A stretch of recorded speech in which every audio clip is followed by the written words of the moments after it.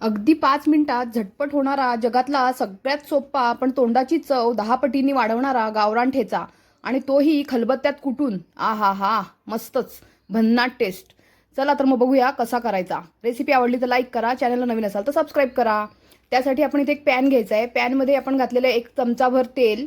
तेलामध्ये आपल्याला 10 ते 12 लसणाच्या पाकळ्या सोलून घालायच्या आहेत. 10 ते 12 मिरच्या घ्यायच्या आहेत, त्यासुद्धा आपण तेलामध्ये छान फ्राय करून घ्यायच्यात. 1 चमचाभर जिरे घालायचे. 10-12 कढीपत्त्याची पानं स्वच्छ धुवून त्यामध्ये घालायची आहे. 1 मूठ कोथिंबीर स्वच्छ धुवून बारीक चिरून घेतलेली आहे. त्यानंतर पाववाटी शेंगदाणे घालायचे. शेंगदाणे आपण इथे भाजून घेतलेले आहेत आणि त्याची सालं काढून घेतलेली आहेत. चवीनुसार मीठ घालायचं आहे. मस्तपैकी छान फ्राय करायचं आहे. तेलामध्ये आपण मीठ घातल्यामुळे मिरच्या अंगावर उडत नाहीत. झटपट असा मस्त चवीचा चटपटीत ठेचा तयार होतो. आता हे सगळं आपल्याला मिक्स करायचं आहे. व्यवस्थित फ्राय झाल्यानंतर थोडंसं गार झालं की लगेचच आपल्याला खलबत्त्यात काढायचं आहे आणि कुटून घ्यायचं आहे. त्यावरती थोडीशी कोथिंबीर आपण अजून घालायची आहे. त्यामुळे रंग त्याचा वाढणारच आहे आणि चवसुद्धा खूप भन्नाट लागणार आहे. खलबत्त्यामध्ये आपण ठेचा कुटून घेतल्यामुळे त्याची चव खूपच छान लागते. थोडासा जाडसर असा आपल्याला कुटायचा आहे, खूप बारीक करायचा नाहीये. मिक्सरपेक्षा खलबत्त्यात कुटलेल्या ठेच्याची अतिशय सुंदर अशी चव लागते.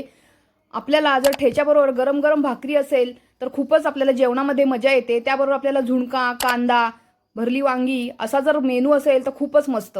चला तर मग भाकरी करून घेऊया. त्यासाठी इथे आपण घेतले ज्वारीचं पीठ. त्यामध्ये चवीनुसार मीठ घालायचं आहे. थोडंसं कोमट पाणी घ्यायचं आहे. कोमट पाण्यामध्ये पीठ भिजवून घ्यायचं आहे. त्यामुळे भाकरी पटकन अशी टम्म फुगते, चवीला सुद्धा खूप छान लागते आणि मऊसूत होते.